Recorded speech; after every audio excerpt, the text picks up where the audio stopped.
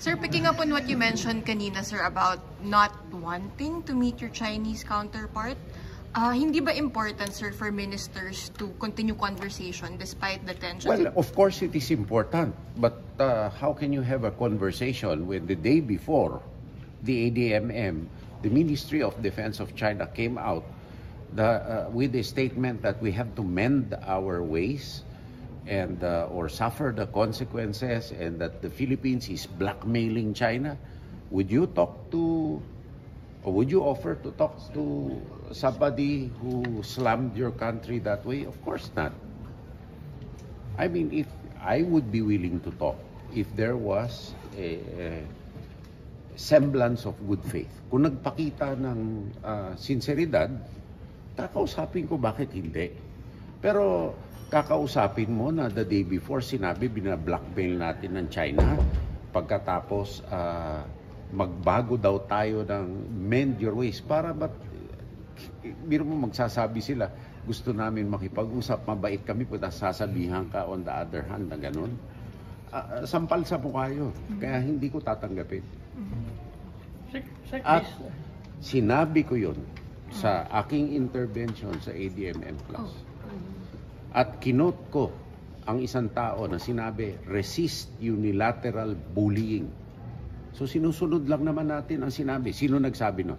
President Xi Jinping sa APEC. Itong October, sabi niya, we must resist unilateral bullying.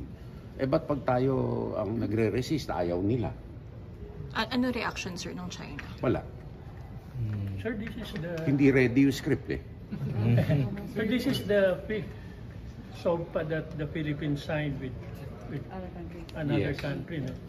But we're still seeing a lot of incidents involving the Chinese in the West, in the South China Sea.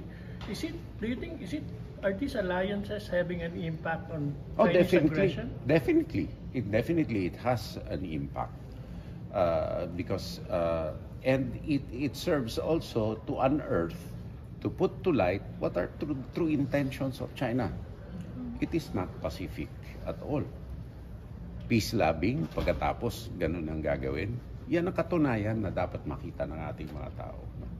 Pwede tayo makipag-usap, magpakita lamang ng sinseridad. Thank you, sir. Rhetoric lang yung sinasabi nila o policy talaga nila? Eh talaga naman rhetoric yung sinasabi nila. Ang policy nila talaga is to take control of the South China Sea. So lahat ng sinasabi nila, rhetoric yun. Yun ang goal eh.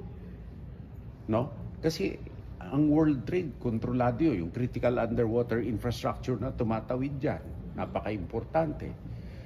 Nakikialam din sila hanggang sa Baltics, hanggang sa Australia at saka New Zealand, hanggang sa Pacific Islands, hanggang sa South America. So, sino ang hegemonic? Sino ang gustong magpalapad ng kanilang poder sa mundo? China. Okay lang sa atin yun. Huwag lang tayo pakialaman. Ang hinihingi natin, umalis sila sa West Philippine Sea. 800 kilometers magmula sa kanila yon. Sa atin, yung Bajo de Masinloc is 124 lang. Oh. Sir, any Chinese construction in the Scarborough Shoal would be a red line for the Philippines and the U.S., would you think? Oh, I mean, if you treat it as an artisanal fishing ground, sumunod tayo sa arbitral award, artisanal fishing ground, wala ni isang, within the EEZ of the Philippines, wala ni isang bansa na pwedeng mag-exclude ng kung sino doon. So violation ng international law yun. Kung anong gagawin natin, of course, there will be a proper response. So very quick lang dun sa sinabi nyo na talk with the Defense Minister ng China. Would you please give context to that? Na pwede lang